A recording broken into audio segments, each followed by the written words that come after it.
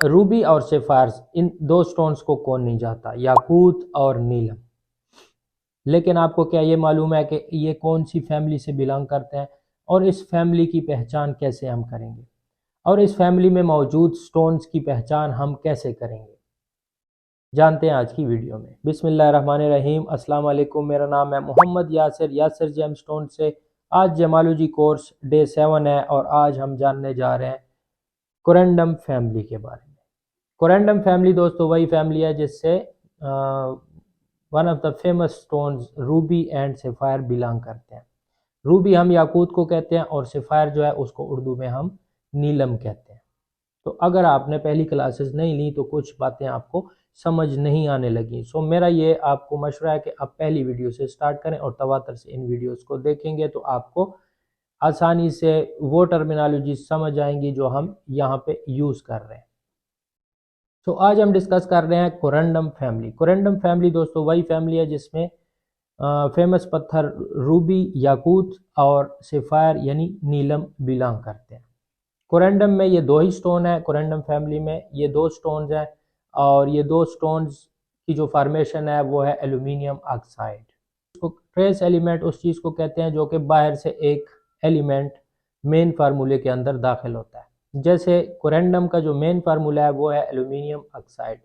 अब aluminium oxide में जब क्रोमियम आएगा, ठीक है, एल्यूमिनियम ऑक्साइड के साथ जब क्रोमियम आएगा तो उसका जो कलर है वो रेड की तरफ जाएगा और उसको फिर हम बोलेंगे रूबी, याकूत। और जब क्रोमियम की बजाय आयरन आ जाए या टाइटेनियम आ जाए ट्रेस एलिमेंट के तौर पे एल्यूमिनियम ऑक्साइड के साथ, तो उसको हम फिर बोलते हैं सेफायर्स यानी नीलम। अब सेफायर्स में बहुत सारे कलर है और रूबी में आपको एक ही कलर देखने को मिलता है, यानी उसमें मुख्तलिफ शेड्स होते हैं लेकिन उसका जो मेन कलर होता है क्रोमियम की वजह से वो रेड ही होता है। आइए इस फैमिली को डीपली डिस्कस करते हैं। सबसे पहले मैं आपको यहाँ पे एक कोरेंडम की रफ दिखा रहा हूँ। इसकी शेप आप देखें तो सबसे पहले आपको नज़र आएगा इसका कलर। सबसे पहले जो आपने आइडेंटिफिकेशन फीचर्स में लिखना है या फिजिकल प्रॉपर्टीज़ में लिखना है कलर इसका पिंकिश रेड है। इसके अलावा इसकी जो शेप आपको नज़र आ रही है उसके कोने आप गिन लें तो इसके कोने भी आपको 6 कोने नज़र आएंगे। जैसे आपको बैरल फैमिली में एंड क्वार्ट्ज फैमिली में 6 कोने नज़र आए थे, तो उसी तरह इसमें भी 6 कोने हैं। सो ये भी हेक्सागोनल शेप का है लेकिन इसका जो क्रिस्टल सिस्टम है वो उनसे चेंज है। क्रिस्टल सिस्टम हम आगे चल के पढ़ेंगे, 7 क्रिस्टल सिस्टम है और ये क्रिस्टलोग्राफी का एक टॉपिक है। सो मैं चाहता हूँ कि आपको बेसिक्स से स्टार्ट करके आगे डीप जेमालॉजी तक लेके जाऊँ। ये आगे चल के हम डीप जेमालॉजी में डिस्कस करेंगे कि कौन कौन से क्रिस्टल सिस्टम्स हैं और कौन कौन से स्टोन कौन कौन से क्रिस्टल सिस्टम से बिलोंग करते हैं। ये क्रिस्टलोग्राफी का टॉपिक है और मैं असल में चाहता ये हूँ कि स्टार्टिंग से आपको यानी बेसिक से आपको स्टार्ट करूँ ताकि आपको कन्फ्यूजन ना हो और आप कहीं भी अगर ये कोर्स आप मुकम्मल देख लेते हैं तो कहीं भी आप स्टोन अगर देखेंगे तो उसका पूरा शजरा आपके सामने आ जाएगा। सो कोरेंडम में दो स्टोन्स हैं, रूबी एंड सफायर, और इनकी फिजिकल प्रॉपर्टी आप देख रहे हैं। सबसे पहले आपने इसका कलर देखा है, सेकंड नंबर पे इसका आपने इसकी शेप देखी है, थर्ड नंबर पे इसका लस्टर नोट करें आप।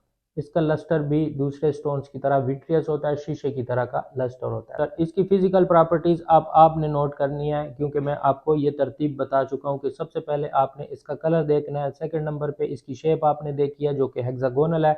यहाँ पे मैं एक चीज़ आपको बताता चलूँ कि ये हेक्सागोनल है लेकिन ये कभी कभी बैरल शेप में आता है, जैसे एमरल्ड की रफ होती है, जैसे एक्वामेरीन की रफ होती है, और कभी कभी ये बाई पैरामेडल होता है। बाई पैरामेडल इस तरह होता है कि ये एक कोन की तरह होता है, ठीक है।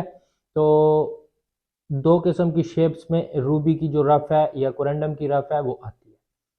इसके बाद इसके एक बेहतरीन पहचान कि इसके ऊपर डीप एस्टारेशन आपको मिलेगी, सतह के ऊपर भी मिलेगी और डीप भी मिलेगी। जब भी कोई रूबी आप ये जो स्क्रीन के ऊपर ये कटा हुआ रूबी आप देख रहे हैं लेकिन इसके अंदर जो स्टारेशन लाइंस आपको नज़र आ रही हैं इसको हम बोलते हैं डीप एस्टारेशन। और रूबी या कोरेंडम की रफ जब आप देखेंगे तो उसके ऊपर वाजे आपको डीप एस्टारेशन नज़र आएगी। उसके बाद आपने इसका लस्टर देख लेना है। जितने भी कोरेंडम रूबी इनका जो लस्टर होता है वो विट्रियस होता है।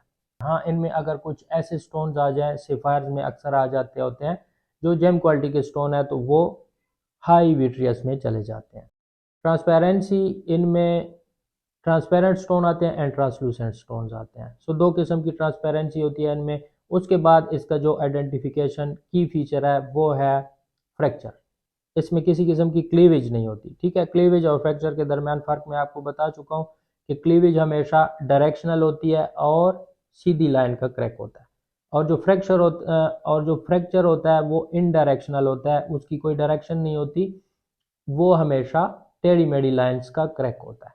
सो इसमें क्लीवेज नहीं पाई जाती, इसमें फ्रैक्चर पाया जाता है और उस फ्रैक्चर को हम बोलते हैं अनइवन फ्रैक्चर।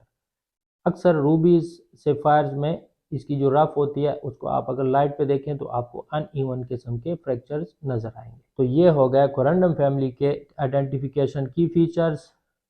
इसका कलर, इसकी शेप हेक्सागोनल है। इसमें जो शेप्स आती हैं वो मुख्तलिफ आती हैं, जैसे बैरल शेप आती है, जैसे बाई पैरामेडल आती है। इसके अलावा इसमें डीप एस्टरेशन होती है, एंड इसके अलावा इसका जो लस्टर होता है वो हाई विट्रियस एंड विट्रियस होता है। सो ये एक फीचर्स आपने नोट करने हैं ताकि आपको याद रहें कि जब आप रूबी की या कोरंडम की रफ देख रहे हो या इसका स्टोन देख रहे हो तो ये चीज़ें आपके जहन में होनी चाहिए कि मैंने इसका कलर देखना है, इसकी शेप देखनी है, इसके अंदर की इंक्लूजन्स देखनी है जो कि डीप एस्टायरेशन, जिसको हम नीडल्स इंक्लूजन कहते हैं, जो कि कटिंग के बाद फिर नीडल इंक्लूजन की तरह आपको दिखती हैं। यही होती है डीप एस्टायरेशन। इसकी जो एच जी होती है वो 3.95 से 4.05 तक होती है। अब चलते हैं कि इनमें कौन कौन से स्टोन्स आते हैं और उनको क्या क्या नेम्स होते हैं। मेनली इस फैमिली में दो ही स्टोन है, Ruby and sapphire. Red colour में अगर आ गया कोरेंडम तो उसको हम बोलते हैं रूबी, ठीक है। उसमें अगर क्रोमियम एलिमेंट ज़्यादा है तो उसको हम रूबी में शुमार करते हैं। इसके अलावा इसमें वाइट अगर आ गया कलरलेस तो वो वाइट सेफायर है। अगर इसमें नीला आ गया तो वो ब्लू सेफायर है। अगर इसमें हरा आ गया तो वो ग्रीन सेफायर है। अगर इसमें पिंक आ गया तो वो पिंक सेफायर है। और अगर इसमें ऑरेंजिश पिंक आ गया तो वो पटपराचा सेफायर है। पटपराचा सेफायर बहुत ही ज़्यादा रेयर होते हैं और ये जो आप इस वक्त अपनी स्क्रीन पे देख रहे हैं ये है पटपराचा सेफायर।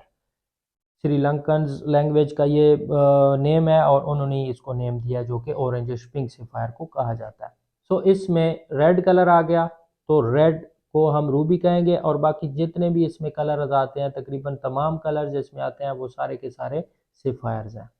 आई होप आपको कोरेंडम फैमिली अच्छे से समझ आई होगी। इसके की फीचर्स, इसकी हार्डनेस, इसकी आइडेंटिफिकेशन फीचर्स सारे आपको याद हो गए होंगे और ये चीज़ें आपने लिखनी लाजमी है क्योंकि ये बाद में आपसे भूल जाती हैं।